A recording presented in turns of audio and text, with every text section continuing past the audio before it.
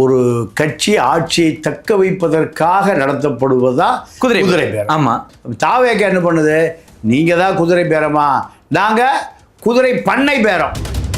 அதாவது செந்தில் பாலாஜி 2, நேரு 2, சேகர் பாபு 2, மூர்த்தி 2, அவங்க பகுதியில் 2 எல்லாம் 5 பேர் 10 பேர் எடுத்தீங்கன்னா ஆட்சிக்கு வந்து அதிமுகவை சேர்ந்து இப்போ கரண்ட் எம்எல்ஏக்கு இதை ஒத்துக்கொண்டு 10 பேர் 500 கோடி ரூபாய் வியாபாரம் பரபரப்பா இருக்கு.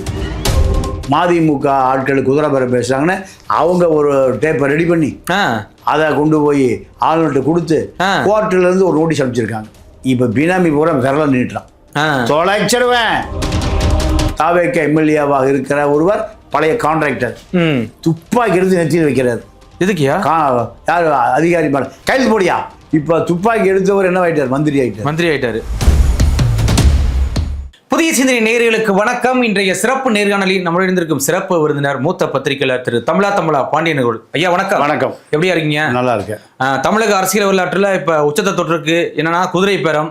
இன்னைக்கு வந்து பாத்தீங்கன்னா தாவேக்கா எம்எல்ஏக்கள் இன்னைக்கு பல கோடி ரூபாய்க்கு, அதுவும் 35 கோடிங்கிறாங்க, அப்புறம் 50 கோடிங்கிறாங்க.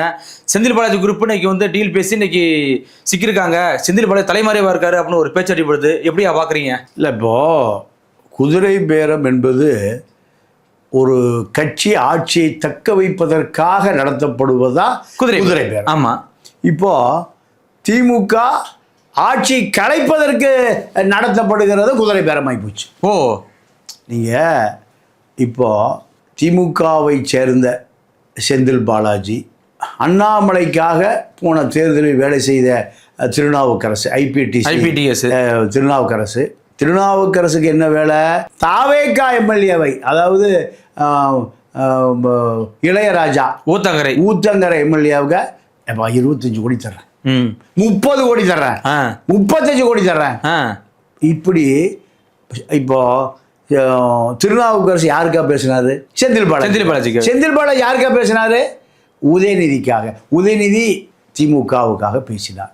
எதுக்கு? ஆட்சி அமைப்பதற்கா? ஒரு எம்எல்ஏ எடுத்து ஆட்சி அமைச்சிடலாமா? வாய்ப்பே இல்லையே. ஆட்சியை கலைப்பதற்கு, ஆட்சியை கலைப்பதற்கு. ஆமா, இப்போ 5 பேர் திமுகவுடைய தூண்கள், ஆளுக்கு 2 பேர் எப்படி எழுதிட்டு வந்துருங்க.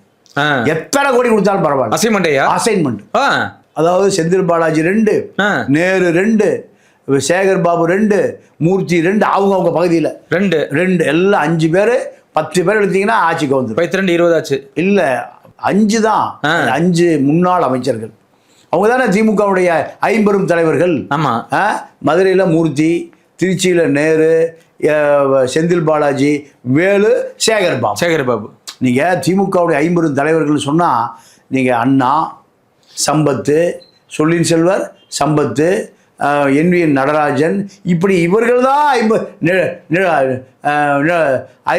தலைவர்கள் திமுகவுடைய தோற்றுவித்தவர்கள். ஆமா, இப்போ 50 தலைவர்கள் யார் திமுகவுக்கு? நேரு, வேலு, பாபு, செந்தில் பாலாஜி, மூர்த்தி. இவர்கள்ட்ட அசைன்மெண்ட் கொடுத்தாச்சு, எப்படியாவது எடுத்துட்டு வந்துடணும். சரி, இது ஒரு பக்கம் போனா இப்போ தாவேக்கா என்ன பண்ணுது? நீங்க தான் குதிரை பேரமா, நாங்க குதிரை பண்ணை பேரம். அப்பா. இப்போ என்ன? இப்போ தாவேக்கா என்ன பண்ணுதுன்னா 10 அதிமுக எம்எல்ஏக்கள் அவர்கள் 50 கோடி கொடுக்குறோம் தலைக்கு. நீங்க ரிசைன் பண்ணிட்டு வீட்டுக்கு போயிருங்க. அவங்க அதிமுகவை சேர்ந்து இப்போ கரண்ட் எம்எல்ஏக்கள் இதை ஒத்துக்கொண்டு 10 பேர் 500 கோடி ரூபாய் வியாபாரம் பரபரப்பா இருக்கு. நம்ம ஜல்லி வியாபாரத்தை பார்த்துருக்கோம், மண்ணை வியாபாரத்தை பார்த்துருக்கோம், குவாரி வியாபாரத்தை பார்த்துருக்கோம், மழையை குறைஞ்சி PRP பூரா விற்று வெளிநாட்டுக்கு ஏற்றுனா அதை பார்த்துருக்கோம், வைகுண்டராஜன் மண்ணை பூரா கப்பல் ஏற்றுறாரு, இதெல்லாம் பார்த்துருக்கோம். எல்லாம் வெளிநாட்டுக்கு ஏற்றுமதி டாலர்களில் அடித்தது பார்த்துருக்கோம். இங்கே எம்எல்ஏவுக்கே 50 கோடி, 10 எம்எல்ஏக்கு 500 கோடி. அதாவது பழனி எம்எல்ஏ ரவி மனோகரன் பேசி முடிச்சாச்சு, டீல் முடிஞ்சது. சங்கராபுரம் ராகேஷ் பேசி முடிச்சாச்சு. மேட்டூர் வெங்கடாசலம், ஓமலூர் மணி, ஏற்காடு எம்எல்ஏ, ஆத்தூர் இளங்கோ, கெங்கவல்லி, இப்படி 10 எம்எல்ஏ அதிமுக எம்எல்ஏக்கள். ஆமாம், அவன் எந்த காலத்தில் அதிமுக ஆட்சிக்கு வரப்போகுது? நீ 50 கோடி வாங்கிட்டு செட்டில் ஆயிரு. 5 வருஷத்துக்கு 50 கோடி சம்பாதிப்பியா? 100 கோடி சம்பாதிப்பேன், பாதியை வாங்கிக்க, அவ்வளோதான். இப்போ பொண்டாட்டி பிள்ளையில நிம்மதியாக சரி 50 கோடி வருது நிம்மதியாக அதை வச்சுக்கிட்டு ஒரு தோட்டம் துறவு வாங்கிட்டு உள்ள செட்டில் ஆகலாம் முடிவு பண்ணி இப்போ 10 பேர் ரெடி. இது இல்லை ஆல்ரெடி 6 பேர் போயிட்டாங்களே ஐயா, இப்போ திரும்ப 10 பேர். ஆமாம் ஆமாம் ஆமாம். நீங்கள் பணம் கொடுத்தா நீங்கள் இப்போ டெல்லியில் வாஜ்பாய் அரசை காப்பாற்றுவதற்கு எம்பிக்களே கோடிக்கணக்காக கொடுத்தா. ராமராஜனுக்கு கொண்டு வந்து அந்த காலத்தில் 5 கோடி கொடுத்துட்டாங்க. நளினி வாங்கி வச்சுக்கிச்சு. ராமராஜ் சொன்னார் அம்மாவுக்கு நான் துரோகம் பண்ண மாட்டேன், ஜெயலலிதா அம்மாவுக்கு துரோகம் பண்ண மாட்டேன். ஆமாம். இப்படி எம்பிக்களுக்கும் குதிரை பேரம் நடக்கும், இது எம்எல்ஏக்களுக்கும் குதிரை பேரம். இதில் என்னென்னா ஆளுங்கட்சி எதிர்கட்சி ரெண்டுமே குதிரை பேரம் பண்ணுது. அதான்யா, அதுதான் இப்போ தமிழ்நாட்டுடைய கூத்து. ஆமாம், ஒன்று ஆட்சியை நடத்தக்கூடாதுலேயே ஒரு கூத்து நடக்குது, இன்னொரு பக்கம் சரி நம்ம ஆட்சியில் வரணுங்கிற ஒரு கூத்து நடக்குது. எப்படி தக்க வைக்கிறதுக்கு? இதுக்கு நடுவில் வைகோவும் அந்த குதிரை பேரத்தை தப்பலை. ஆமையா, வைகோ என்ன சொன்னாரு? ஓப்பனாக சொல்லிட்டாரு. ஆமாம், இப்போ விஜய் 2 பேரும் ரிசைன் பண்ண சொல்லிட்டாரு, நானே வந்து பிரச்சாரம் பண்ணி ஜெயிக்க வைக்கிறேன்னாரு. அப்புறம் காலையில் இல்லை அப்படியெல்லாம் சொல்லலை. சின்ன பசங்க இப்போ இதில் எழுதுவான் ஸ்லேட்டில், டக்குன்னு என்ன பண்ணுவான் அழிச்சு இப்போ என்ன பண்ணுவான் அதை சொல்லுங்க, எப்படி அடிப்பான் தடைச்சிடுவான். ஸ்லேட்டில் என்ன இருக்கும்? இருக்கும். அதே போல் வைகோவோட 2 எம்எல்ஏக்களையும் திமுக தூக்கிடுச்சு. ஏன்னா அவங்க 2 பேரும் உதயசூரிய சின்னத்தில் போட்டிட்டு ஜெயிச்சாங்க. அப்போ திமுக கூப்பிட்டு சொல்லிச்சு, உங்களுக்கு அவங்க என்ன அமௌண்ட் கொடுக்குறாங்களோ யாரு தாவேக்கா, அந்த அமௌண்ட்டை உங்கள்கிட்ட கொடுத்துறோம், நீங்கள் அணி மாறி இருங்க. வைகோட்ட போலினாலும் வைகோட்ட போயிடாதீங்க. வைகோ நேரம் எங்க கொண்டு சேர்த்துருவாரு, பனையூரில் கொண்டு போய் சேர்த்துருவாரு.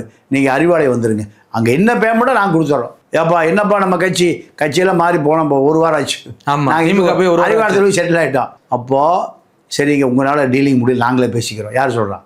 தாவேக்கா. நீங்கள் 2 பேரும் வந்துடுங்க, இப்போ திமுக எவ்வளோ வாங்கினீங்களோ அந்த பணத்தை நாங்கள் கொடுத்துறோம், அதோட அதிகமாக கொடுக்குறோம். இதை பூரா 2 எம்எல்ஏக்கள் என்ன பண்ணுறாங்க? ரெக்கார்டு பண்ணுறாங்க. அப்போ இதையெல்லாம் யாரையா பேசுனது? யாரு பேசுவா? செங்கோட்டையா ஆதவரிச்சு 2 பேர் தான் பேச முடியும். டீல் பேசுறா, அவங்க தான் பேசுறாங்க. வேற யாருக்கு பேச முடியும்? வேற ஏதாவது 50 கோடி கொடுக்க முடியுமா? வாய்ப்பு இல்லை. 10 பேருக்கு 500 கோடி கொடுக்க முடியுமா? கோடினால செங்கோட்டையன் ஆதவன் தான், வேற யாராவது சொல்ல முடியுமா?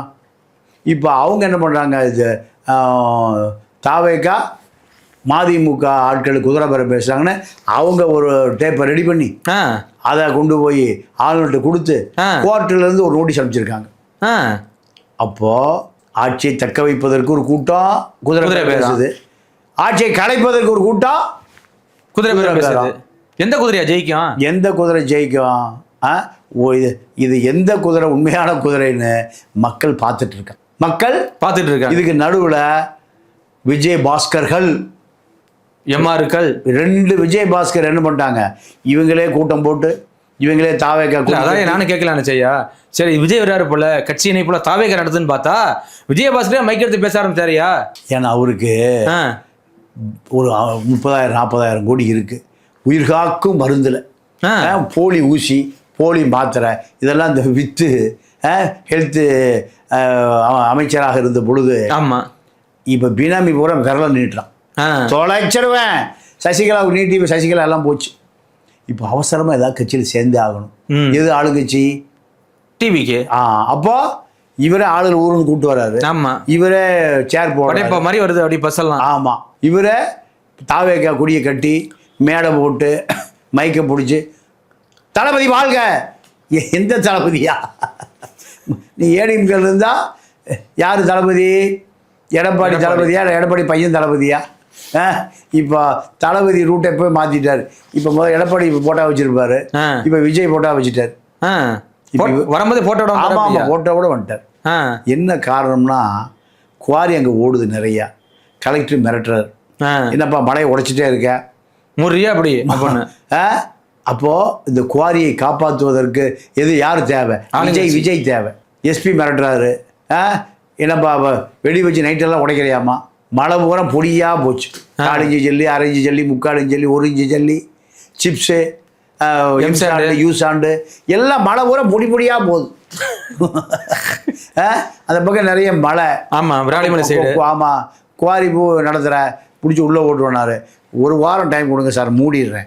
நேராக கிளம்பி எங்கே வந்துட்டாரு? அதிமுக மூட்டாரு. டிவிக்கு பக்கம் திறந்து. இப்போ கலெக்டர் பேசுவாரா?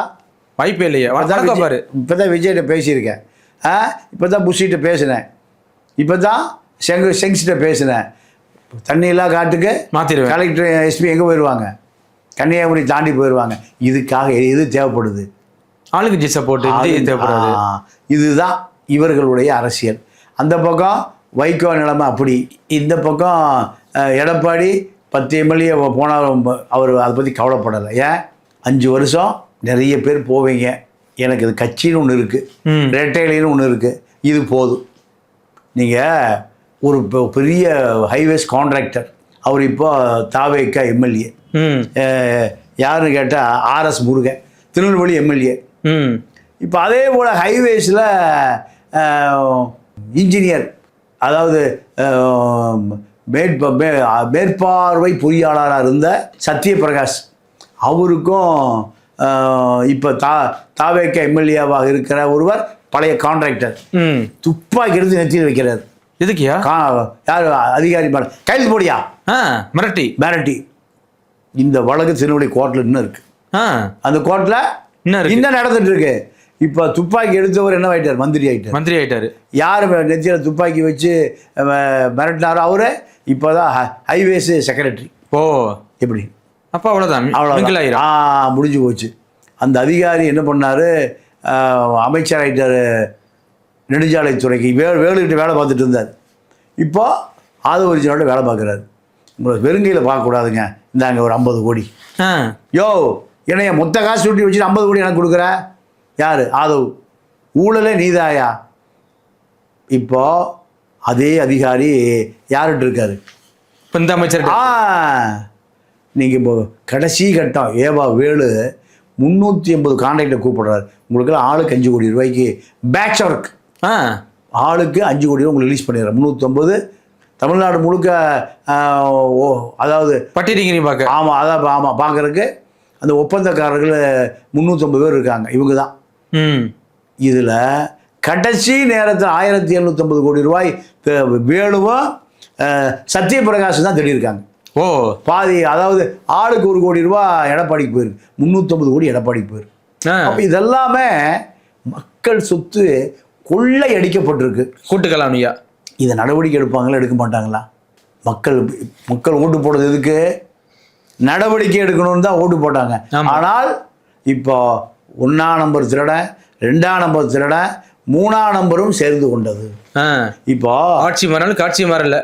10 எம்எல்ஏக்களுக்கு 50 கோடி மூலம் 500 கோடி பார்ட்டி ஃபண்டு எங்கே வாங்கினீங்க? அதானே, யாரு கொடுத்தா? ஏது சும்மா ரிசைன் பண்ணுவானா எம்எல்ஏ? அதானே. எம்எல்ஏ எந்த எம்எல்ஏவாவது தாவேக்க நீங்கள் யாரையும் போட்டு விசில் போட்டு ஜெயிச்சுக்க, எனக்கு வேண்டாம். அப்போது மக்களுடைய 2 லட்சம் மக்கள் ஓட்டு போட்ட அந்த ஜனநாயகத்தை எவ்வளோக்கு விற்றுருக்கான்? 50 கோடிக்கு.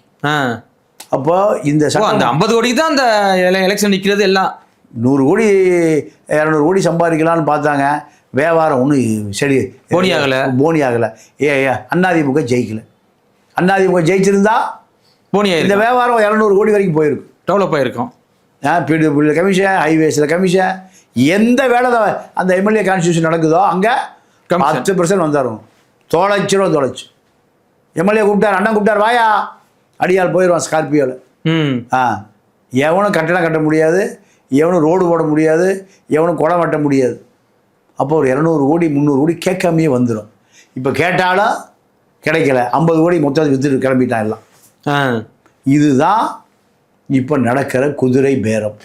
இந்த குதிரை பேரத்தில் பிசிக வேண்டாம், கம்யூனிஸ்ட் வேண்டாம், எப்போ வேணாலும் காலை வாருவாங்க. அதனால் நாமே 118 28 ஆக்கிடுவோம், மெஜாரிட்டி ஆக்கிடலான்னு இப்போ அந்த அசைன்மெண்ட்டு செங்கோட்டையன் ஆதவ் 2 பேர் கொடுக்கப்பட்டிருக்கு.